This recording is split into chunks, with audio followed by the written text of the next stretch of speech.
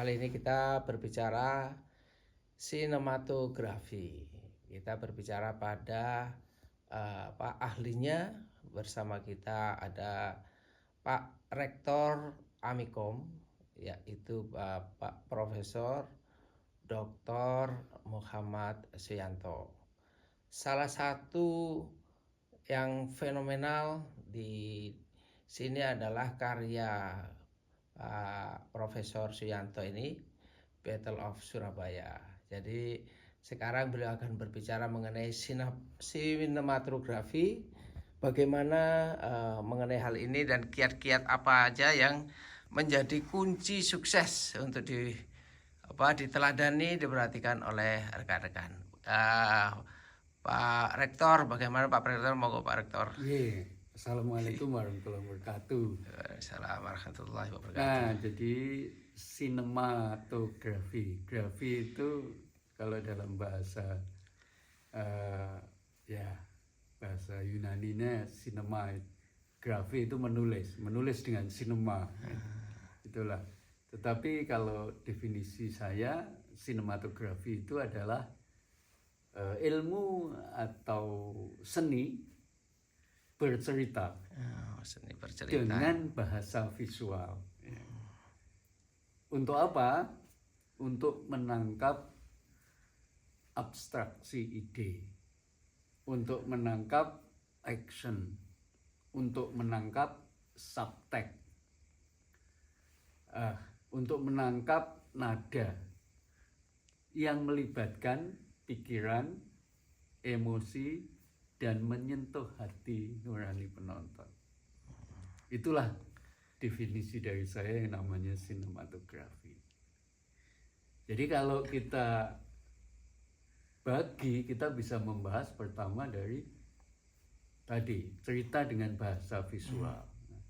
Bahasa visual itu macam-macam ya. Jadi bisa, yang pertama biasanya kita mengenal elemen-elemen visual.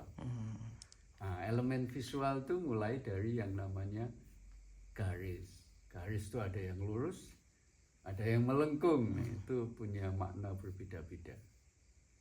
Kemudian elemen visual itu juga bisa berupa warna.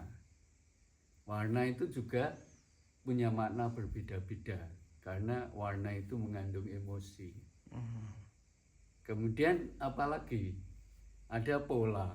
Pola itu juga membuat sesuatu yang luar biasa ya. Kemudian ada lagi yang disebut dengan kalau dalam prinsip desain grafis itu juga ada yang namanya ritme ya. Kemudian ada lagi yang namanya hierarki visual. Kemudian ada yang disebut dengan prinsip desain, termasuk ruang 3 dimensi. Nah, depth of field. Nah, inilah yang kita sebut sebagai bahasa visual. Dengan bahasa visual inilah kita bercerita. Itulah sinematografi. Nah, kemudian apalagi yang disebut dengan bahasa visual. Tapi sebelum ke sana yang perlu diperhatikan, ini kan tentang keindahan sinematografi. Nah, ini ada level-levelnya keindahan itu. Nah, kita ingin menyampaikan keindahan dengan bahasa visual itu. Yang pertama yang kita sebut dengan keindahan indrawi. Jadi dinikmati oleh indera, indah itu. Tapi kalau mau naik ke level di atasnya, keindahan emosi dan imajinasi. Saya rasa menjadi lebih dalam lagi dari sekedar indera. Kalau mau naik level lagi namanya keindahan akli atau keindahan pikiran. Kalau kita belajar ilmu susah, tiba-tiba kita, oh begini toh. Nah, itu adalah keindahan pikiran. Kemudian juga seperti kalau kita nonton film, setelah terakhir filmnya kan, oh gini tuh maksudnya film ini. Nah, itu adalah keindahan pikiran. Biasanya setelah selesai kita baru tahu, oh maksudnya begitu. Maksudnya. Ya. Naik lagi yang namanya keindahan rohani. Nah, jadi film itu bisa menyentuh sakti nurani seorang. Dan yang terakhir adalah keindahan ilahi. Kalau film itu bisa membuat kita dekat dengan sang pencipta kita, Allah Subhanahu wa Ta'ala, wah itu luar biasa. Itu tingkatan tertingginya itu ya Pak ya. Itulah tingkatan tertinggi dari yang disebut keindahan. Nah, kalau status atau tahapan sinematografi di Indonesia menurut Pak Profesor saat ini dibandingkan dengan dunia internasional bagaimana? Ya, saya rasa sudah cukup lumayan bagus sudah menurut bagus saya. Keindahan dari sinematografi yang sudah dibuat oleh sinias-sinias Indonesia, dan tinggal memberi sentuhan yang lain. Nah, tadi kan bahasa visual ya. Setelah bahasa visual kan untuk menangkap abstraksi ide, ya kan. Kemudian menangkap action, nah ini udah biasa. Nah ini yang penting adalah yang kalau sudah di film itu subtext, komunikasi yang tak terucapkan dengan kata, tapi dengan emosi dan perasaan. Dan itulah yang dicari oleh para penonton sebetulnya. Oh gitu ya. Nah justru ini kalau sudah kayak gini nih ada teknik-teknik kamera supaya subtext itu bisa ditangkap dengan baik. Nah kebetulan saya mempelajari dengan Hollywood Camera Work, bagaimana kamera Hollywood itu bekerja untuk bisa menangkap subtext ini. Nah, kalau di Indonesia untuk mempelajari sinematografi terutama bagi anak-anak muda yang lebih menyukai atau berbakat di bidang seni, mereka harus mengambil jurusan apa ini Pak Rektor? Ya, yang pertama kalau tidak kuliah, saya sudah mengeluarkan bukunya. Judulnya Cinematography of Oscar Winner and Box Office. Oh, bisa belajar dari buku itu ya. Jadi bisa belajar dari situ tanpa harus kuliah. Tetapi kalau mau ambil kuliah, tinggal kalau di Universitas Amikom, kalau untuk mengambil live action maka di communication science atau ilmu komunikasi karena ada konsentrasi sinema. Itu ya. Nah, tetapi kalau untuk animation di Universitas Amikom ada program studi teknologi informasi. Konsentrasinya animation and game. Animation and game. Jadi tinggal milih yang mana, kepingin yang mana itu. Jadi ya itu ada beberapa jurusan-jurusan termasuk yang teknologi informasinya, juga pengembangan misalnya yang animasi and game itu ya Pak Profesor ya. Dan kita punya perusahaan film kan, PT MSV Studio. Memang saat ini perusahaan ini memang targetnya adalah pasar dunia. Jadi kerjasama dengan Hollywood, kemudian distributor Hollywood memilih film kita, dan kita juga memilih berapa kita dibeli, ya kan? Dan didistribusikan ke seluruh dunia. Itu bisnis model perusahaan MSV. Jadi memang sudah menjalin kerjasama dengan Hollywood ya. Iya. Jadi termasuk misalkan film yang segera akan tayang adalah Aji Saka, The King, The Flower of Life. Nah, Bunga Wijaya Kusuma sebagai simbolnya.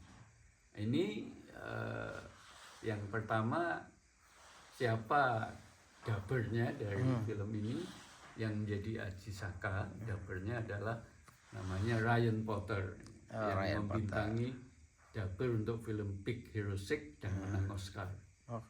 Kemudian yang jadi Lane itu adalah Lucy Liu, dan kita semua terkenal di Charlie Angels, kalau di animation Kung Fu Panda, Master Vipers, ya itu. Kemudian juga penjahatnya Dewata Cengkar itu King Cengkar, ya didubbing oleh Kevin Durant. Kevin Durant ya, nanti yang akan dubbing Kevin Durant ya. Kapan itu akan diambil dubbing? Ya, untuk semuanya hampir semua selesai, tinggal 2, Ryan Potter sama Kevin. Itu insya Allah tanggal 27 November ini. Iya, pengambilan. Berarti Pak dubbingnya Rektor akan menuju ke Los Angeles? melihat situasi. Kadang-kadang saya mendirect cukup secara online. Oh, bisa ya. Ada tim dari Hollywood, ada Brock Foster Powell maupun Christine Paiva biasanya. Dia mendampingi para bintang itu. Oh, sangat mudah berarti ya. Iya, sekarang jadi harus. karena saya sudah percaya sama Brock sama Christine ya. Dan dia yang mendirect ya kan. Saya cuma supervise, ini kurang apa maknanya Bunga Wijaya Kusuma dan sebagainya. Saya jelaskan kepada Brock sama Christine biasanya. Gitu ya. Terus cara mengucapkannya bagaimana biasanya kayak gitu. Mereka orang-orang Disney kan. Iya. Mantan orang Disney ya, saya rasa udah ahli. Sudah ahlinya dan sudah punya kelas yang bagus ya di dunia. Pak. Dan masih 9 aktor aktris Hollywood lainnya ya kan. Ada 12. Nanti ya, untuk Aji Saka itu. Jadi Aji Saka akan mengerahkan cukup besar-besaran aktor Hollywood ya, 12 jumlahnya. Masya Allah, ini betul-betul sudah join the club Hollywood. Jadi termasuk distribusinya sudah aman ya. Produser. Saya sebagai produser, co-produsernya adalah Lucilio co-produser. Setelah itu dia yang berjualan. Oh dia ya. Kalau dia yang berjualan, yang nemuin langsung presidennya pengambil keputusan nomor 1. Kalau saya paling hanya orang marketing yang bawah aja. Udah langsung berkibar di dunianya Lucilio lah ya nanti untuk distribusinya. Itu yang mengajari saya United Talent Agency karena saya ada di sana, namanya Andrew Canava. Jadi saya suruh meng-hire Lucy. Setelah Lucy Lucy memuji Profesor M, your animation is good katanya. Ya kalau good, ya kamu adalah wonderful and great, great actress, saya bilang. Thank you, Profesor. Setelah kelepek-kelepek kita puji ya, setelah itu dirayu untuk bisa jadi co-producer dan setuju. Dan itulah apa yang kita lakukan, sehingga setelah itu juga saya presentasi kepada Brock, pada Christine, termasuk kepada Lucy, 7 yang lainnya, 7 artbook saya, bahwa kita bisa membuktikan local legend to global screen. Jadi cerita-cerita lokal kita itu tidak luar biasa, tapi dahsyat, ya kan? Dahsyat ya. Karena itu very unique and very original. Itulah, jadi kita harus bangga dengan cerita-cerita berbasis budaya kita, karena itu malah unik, malah original, dan Hollywood mencintainya. Dan dia butuh cerita-cerita seperti itu di Hollywood. Iya, betul-betul, mungkin cerita yang bagi mereka sesuatu yang baru ya, padahal bagi Indonesia itu sudah menjadi cerita rakyat yang terus disayangin masyarakat dari waktu ke waktu, mungkin bahkan ratusan tahun ya. Iya, dan ribuan cerita Hollywood. Tetapi sekali lagi saya katakan, level cerita kita itu hanya di level 3 kalau kita menggunakan bahasanya Ki Ageng Surya Utara. Jadi mulai dari jiwa tumbuhan, jiwa binatang, kromo dongso, manusia dengan egonya, kepingin sukses dengan apa yang disukainya. Dengan seperti ini saya tinggal nambah 1 level, manusia tanpa tanda, manusia tanpa tondo. Ikhlas ya. Human without mark, atau bahasa yang lainnya ikhlas. Ikhlas itu ya. Atau bahasa yang lain namanya berjiwa mutmainah. Meskipun mutmainah itu nama budi saya. Ini tambah. Tadi ceritanya bagaimana nih Pak Rektor? Tadi pagi diantar Pak Dadi, koordinator fungsi Pensosbud. Dengar-dengar waktu datang ke universitas di Cape Town sini sempat agak diremehin. Iya, mungkin kita berasal dari negara dunia ketiga. Begitu saya presentasi, yaitu local legend to global screen, kita nggak main-main, kita sudah masuk di di ranahnya, di radarnya Hollywood. Kemudian saya bawa 7 artbook saya sudah diterima oleh Hollywood untuk dikerjakan, kerjasamakan bersama-sama. Dan kita setelah Ajizaka selesai sudah pre-production untuk Golden Snail yang emas. Kemudian ada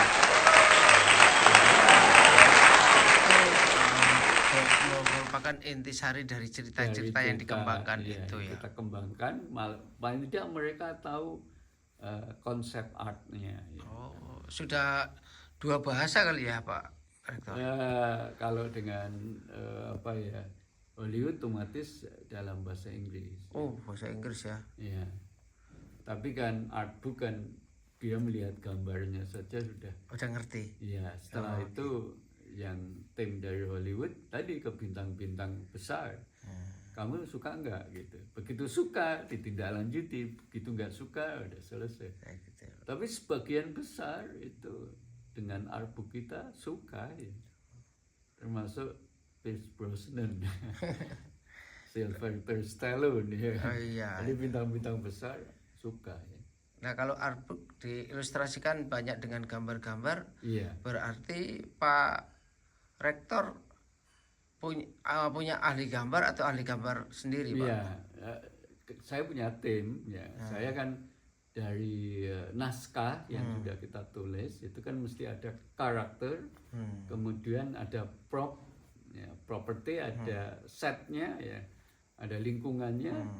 Nah dari situlah akhirnya bisa diterjemahkan dalam bahasa gambar oleh tim kami. Ada sinopsisnya. Sinopsisnya ada juga ya. Dari situ akhirnya seperti yang terakhir ini kan The Just King, Prince Diponegoro. Ratu Adil ya. Ya, Ratu Adil.